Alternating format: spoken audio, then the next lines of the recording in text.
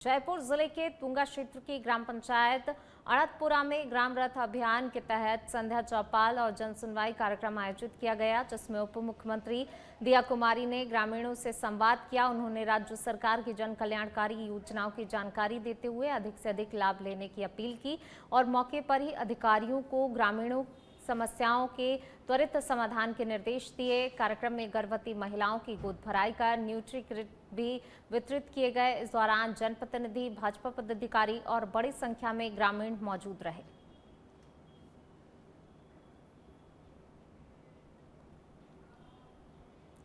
जालोर के रानीवाड़ा से खबर है। मुख्यमंत्री भजनलाल शर्मा के जालोर दौरे के बाद रानीवाड़ा विधानसभा क्षेत्र को बड़ी सौगात मिली है। मुख्यमंत्री ने सुंधा माता आने वाले श्रद्धालुओं की सुविधा को ध्यान में रखते हुए राजपुरा से सुंधा माता मंदिर तक सड़क के दोनों ओर पाथवे निर्माण की घोषणा की है। करीब 1 करोड़ 60 लाख रुपए की लागत से बनने वाले इस पाथवे से श्रद्धालु को सुरक्षित और सुगम आवागमन की सुविधा मिलेगी।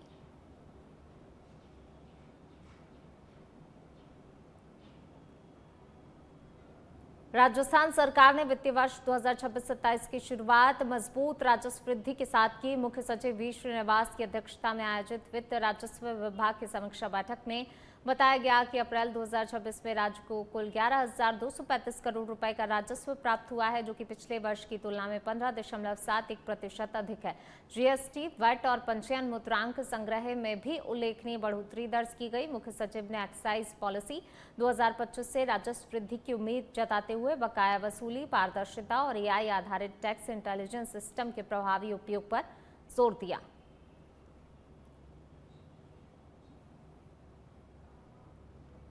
महिला सुरक्षा को सर्वोच्च प्राथमिकता देते हुए राजस्थान पुलिस ने प्रदेश भर में मनचलों के खिलाफ व्यापक अभियान चलाया है। डीजीपी राजीव कुमार शर्मा के निर्देश और आईजी प्रीति चंद्रा की मॉनिटरिंग में चलाए गए विशेष अभियान के तहत अब तक 140 मनचलों को गिरफ्तार किया गया है, जबकि कई युवकों और नाबालिगों को समझाइश दी गई। जयपुर पुलिस आयुक्तालय में 17, खैरथल तिजारा में 14 और कोटपुतली बहरोड में 11 युवक गिरफ्तार किए गए हैं। पुलिस मुख्यालय ने स्पष्ट किया, महिलाओं की सुरक्षा से खिलवाड़ करने वालों के खिलाफ आगे भी सख्त कार्रवाई जारी रहेगी।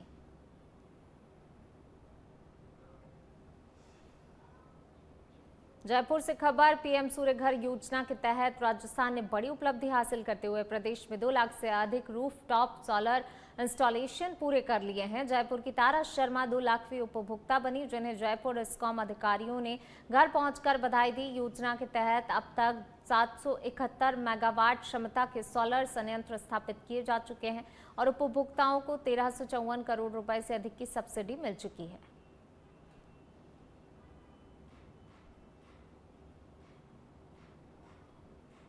बालोतरा से खबर, बिना ड्राइविंग टेस्ट जारी हो रहे लाइसेंस, परिवहन विभाग पर गंभीर सवाल। सरकारी सिस्टम एजेंटों के भरोसे चलने के आरोप, अफसरों के आईडी पासवर्ड से एजेंट्स द्वारा काम करने की चर्चा, लाइसेंस के नाम पर रिश्वतखोरी के आरोप। 800 रुपए में लाइसेंस पास कराने की बात सामने आई। बिना प्रशिक्षण 4 पहिया लाइसेंस जारी होने से सड़क सुरक्षा पर खतरा।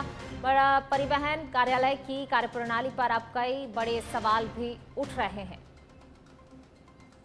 तो अफसरों के आईडी पासवर्ड से एजेंटों द्वारा काम करने की चर्चा, और देखिए कहीं ना कहीं कई सारे सवाल जो है कार्यप्रणाली पर उठ रहे हैं। लाइसेंस के नाम पर रिश्वतखोरी के आरोप लगे हैं।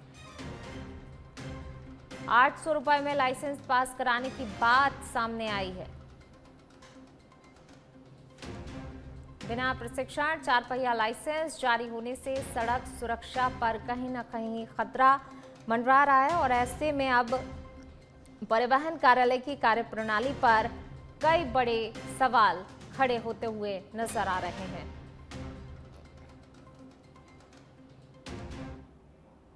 अबू रोड स्थित सेठ मंगल चंद चौधरी राजकीय महाविद्यालय परिसर में संचालित जनजाति बालिका छात्रावास में कथित राशन घोटाले का मामला सामने आया है। एबीवीपी कार्यकर्ताओं ने छात्राओं के लिए आने वाला राशन अवैध रूप से बाहर बेचने का आरोप लगाते हुए जांच की मांग की। जांच के दौरान एक्टिवा से आटा, पोहा, चना सहित खाद्य सामग्री बरामद होने और रिकॉर्ड में गड़बड़ी मिलने से मामला गंभीर हो गया। वार्डन द्वारा संतोषजनक जवाब नहीं देने पर संगठन ने निष्पक्ष जांच और सख्त कार्रवाई की मांग करते हुए चेतावनी दी। कार्रवाई नहीं होने पर आंदोलन किया जाएगा।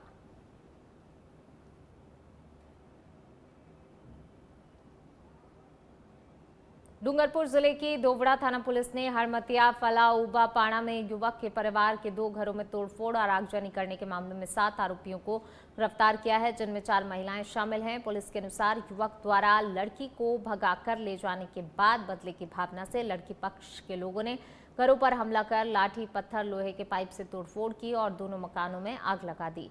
पुलिस ने मामला दर्ज कर कार्रवाई करते हुए 24 घंटे में सभी आरोपियों को गिरफ्तार कर लिया।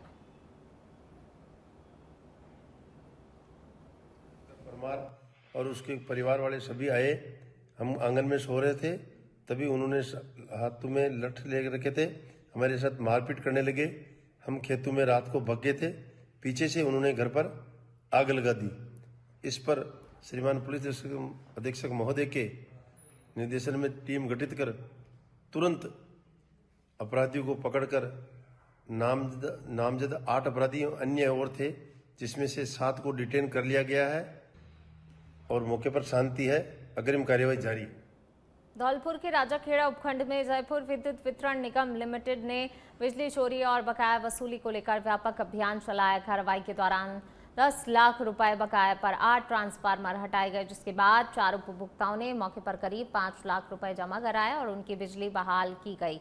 अभियान में 350 अवैध जंपर काटकर लाइन लॉस कम किया गया। साथ ही एसी जैसे भारी लोड उपकरणों के अवैध उपयोग पर वीसीआर कार्रवाई भी की गई। विभाग ने चेतावनी दी है कि बिजली चोरी करने वालों पर आगे भी सख्त कार्रवाई जारी रहेगी।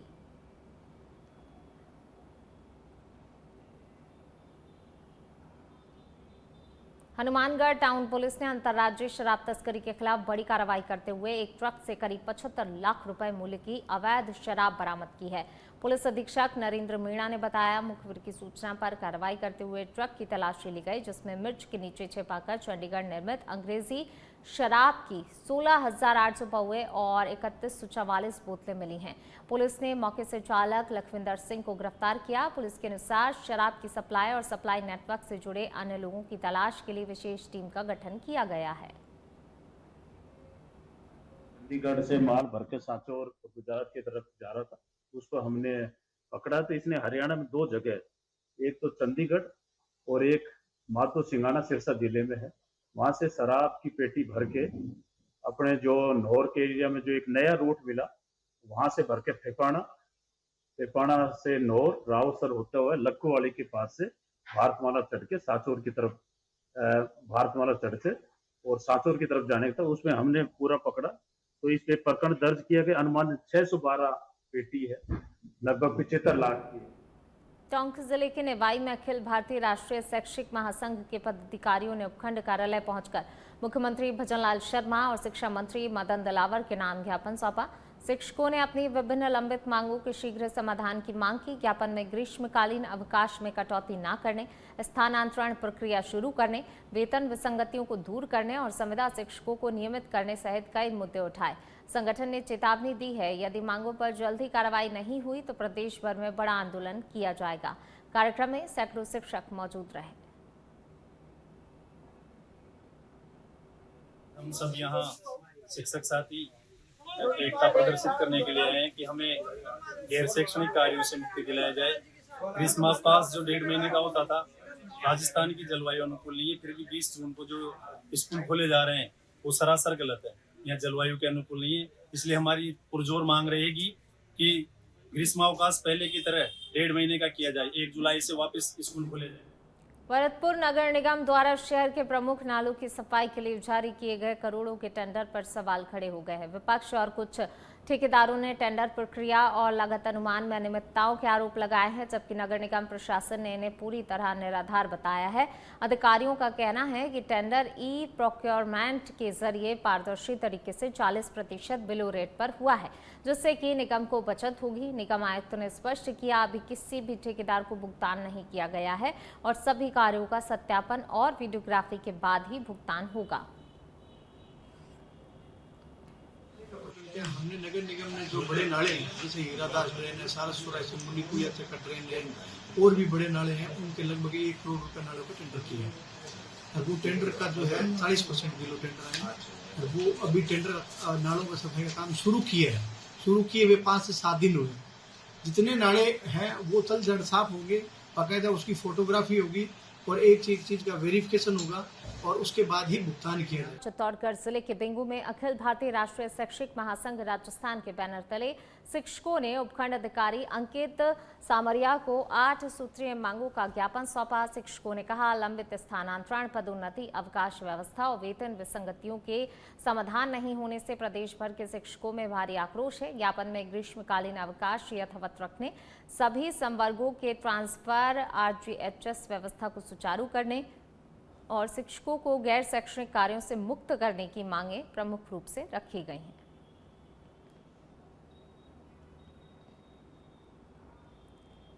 बूंदी जिले की विशिष्ट पहचान को वैश्विक स्तर पर स्थापित करने के उद्देश्य से संचालित पंच गौरव कार्यक्रम की समीक्षा के लिए गुरुवार को जिला स्तरीय समिति की बैठक आयोजित हुई। जिला कलेक्टर हरपूल सिंह यादव ने बैठक की अध्यक्षता करते हुए अधिकारियों को निर्देश दिए, स्वीकृत बजट का उपयोग निर्धारित मदों में ही किया जाए और सभी कार्य तय समय सीमा में पूर्ण हो। उन्होंने चयनित उत्पादों के बेहतर प्रचार प्रसार, सैंडस्टोन को बढ़ावा देने और RVTR को पर्यटन केंद्र के रूप में विकसित करने पर जोर दिया। आम जन जागरूकता के लिए कार्यशालाएं और चित्रकला प्रतियोगिताएं आयोजित करने के भी निर्देश दिए गए।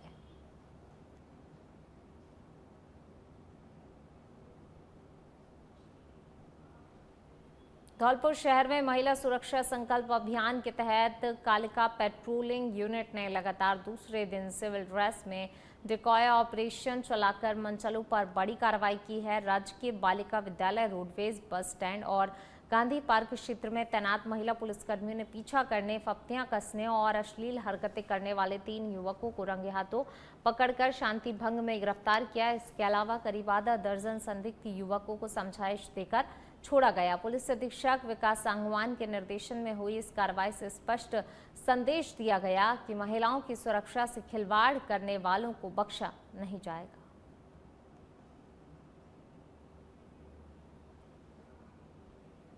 वहीं अजमेर जिले के केकड़ी शहर के सावर मार्ग स्थित रिहायशी इलाके में केमिकल की तेज दुर्गंध से स्थानीय लोग परेशान हैं। मोहल्ले वासियों का आरोप है, आवासीय क्षेत्र में खदानों में उपयोग होने वाले उपकरणों के निर्माण के दौरान केमिकल का इस्तेमाल किया जा रहा है, जिससे लगातार बदबू फैल रही है और लोगों को स्वास्थ्य संबंधी समस्याएं हो रही हैं। शिकायत के बाद नगरपालिका टीम मौके पर पहुंची, मिट्टी के सैंपल लिए गए। अधिकारियों ने निरीक्षण कर जांच रिपोर्ट आने के बाद नियमानुसार कार्रवाई का आश्वासन दिया है।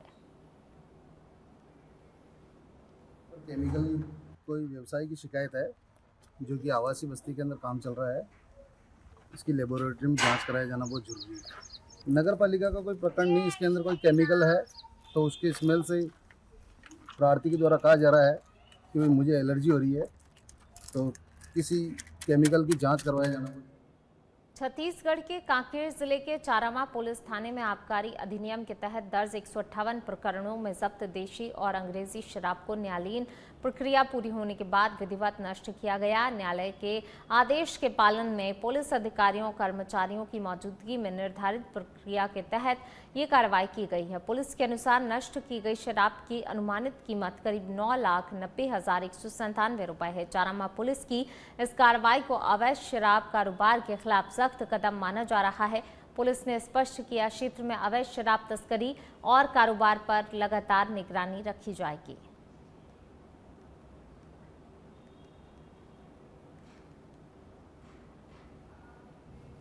भरतपुर के रूपवास क्षेत्र के गांव कारई में विवाहिता प्रिया की संदिग्ध मौत के मामले में परिजनों ने जांच प्रक्रिया पर कई सवाल उठाए। प्रिया के पिता ने दहेज हत्या का मामला दर्ज कराते हुए पति, सास सहित कई ससुराल पक्ष के लोगों को आरोपी बनाया था, लेकिन जांच में केवल सास को ही मुलजिम बनाए जाने पर उन्होंने असंतोष जताया। पीड़ित पिता ने पुलिस अधीक्षक और भरतपुर रेंज के पुलिस महानिरीक्षक से निष्पक्ष जांच के लिए उच्च अधिकारियों से पुनः अनुसंधान कराने की मांग की।